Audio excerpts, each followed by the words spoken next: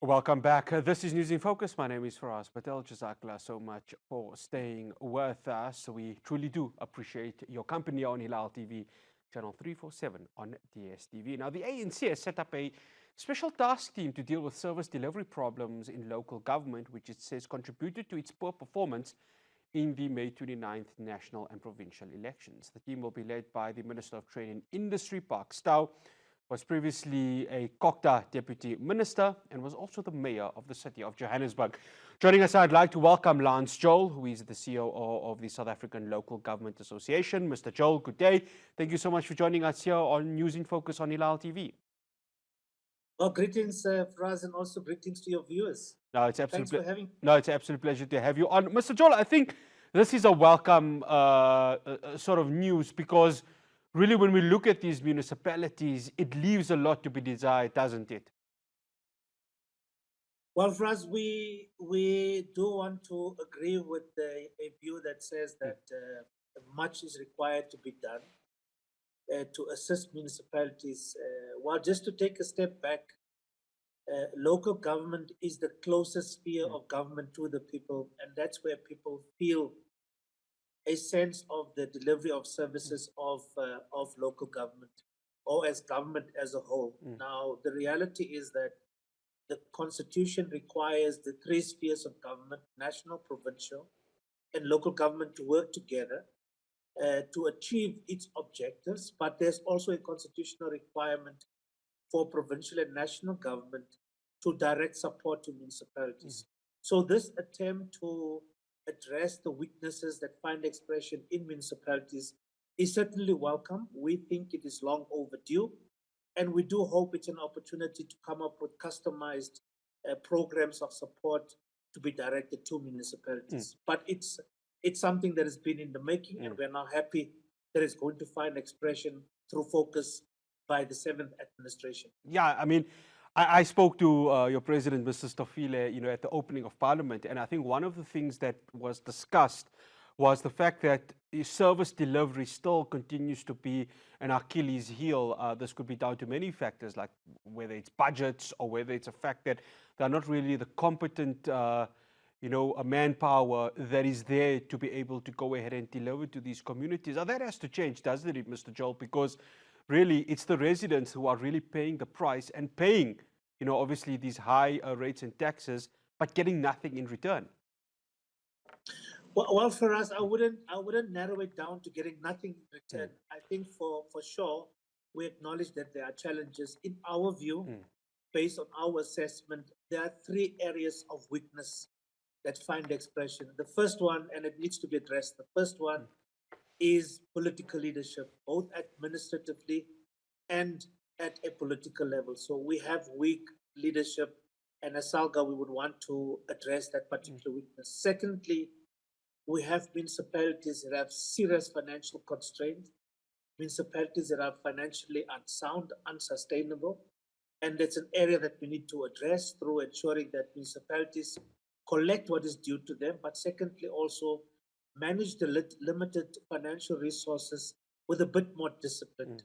The third area is institutional area. So we do think that there are serious institutional weaknesses that ought to be addressed that would enable municipalities to have the appropriate systems and processes, but also the appropriate mechanisms to maintain the infrastructure-related, service delivery-related infrastructure within the municipalities. So it's not all doom and gloom, but certainly there are areas that require urgent attention, and we are hoping, as we are now getting into the second part of this term of office of local government, that we will see a serious attempt to address those particular weaknesses. Mr. Joel, there was a report which we had obviously early on in the news, came courtesy of Bloomberg, where they were able to get papers which were seen in a city council meeting where they mentioned that the city of Johannesburg needs around 221 billion rand to catch up on maintenance and overdue upgrades. I know it's a massive amount, and the city of Johannesburg has been really fraught with so many issues right over there.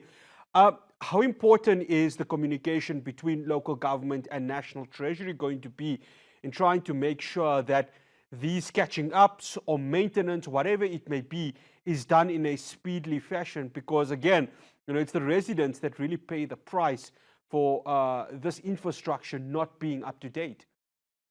Yeah. Well, the starting point,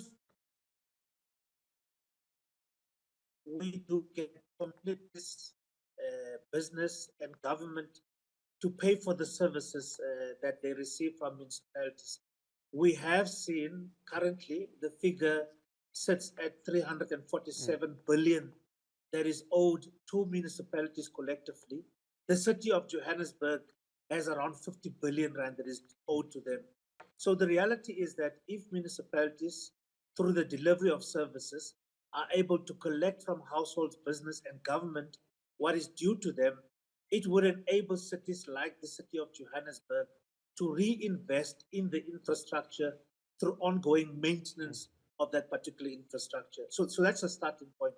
The second point is to look at how do we work with both provincial and national government to pool resources together, not work in silos, but pool resources together so that we are able to address the service delivery backlogs, the infrastructure backlogs, but also the maintenance on existing infrastructure. So we are calling upon more collaboration between the spheres of government. And then lastly, we would also want to call upon the private sector to come on board as strategic partners to work in collaboration with municipalities to address the weaknesses around infrastructure so that business themselves make a contribution and downstream they can benefit from the spin-offs, economic spin-offs that will flow from infrastructure being in place so that roads are, the road networks are properly geared to respond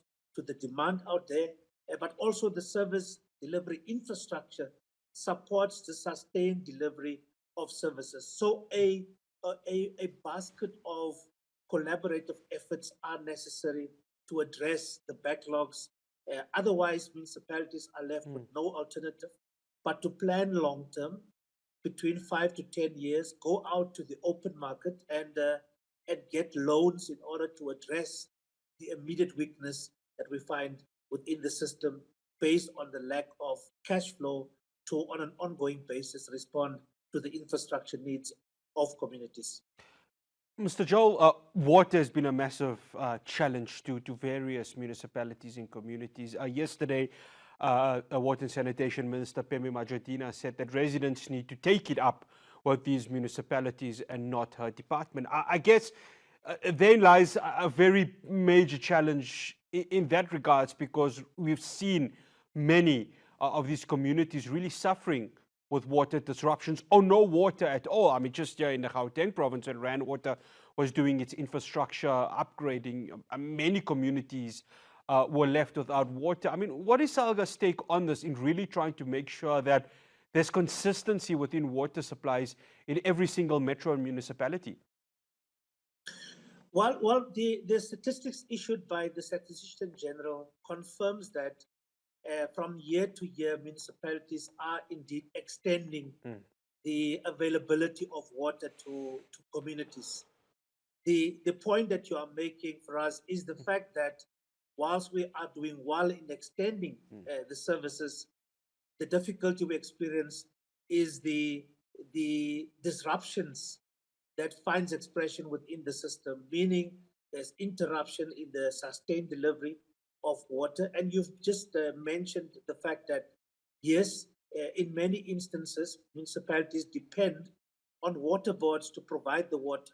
If that water is not available, it impacts on the ability of municipalities to deliver that water. But also, what we have picked up is that there are huge technical losses within the system. Water that goes down the drain due to burst pipes, and we are not timelessly reporting the leaking pipes.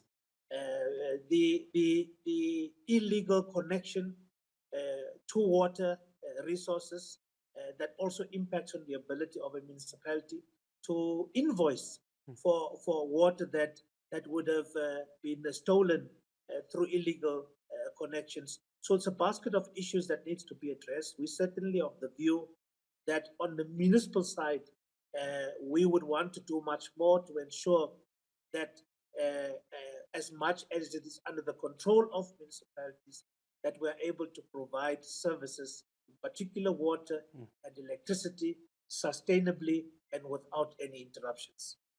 Mr. Joel, thank you so much for joining us here on News in Focus on Hilaal TV. Much appreciated. Thank you. That's Lance Joel. He is the COO of SALGA. Yeah, interesting to see how this is going to happen. There's 2 years left before that local government elections happens. And a lot of work, because these communities are really suffering. When you look at, of course, the fact that water is becoming a challenge, their infrastructure. The city of Tshwane last year had weeks without waste removal happening there. So a lot of work needs to be done, and it's the residents, wherever these residents are, whichever municipalities they're residing in. Unfortunately, they're the ones that really do suffer the brunt of these lack of deliveries. After the break, I'm going to be speaking to Business Against Crime South Africa. The construction mafia, yes, they are really wreaking its head within the infrastructure and its development within South Africa. What is being done from a private and public cooperation with regards to that. So I'll be speaking to Rula Falun after the break. Do stay tuned.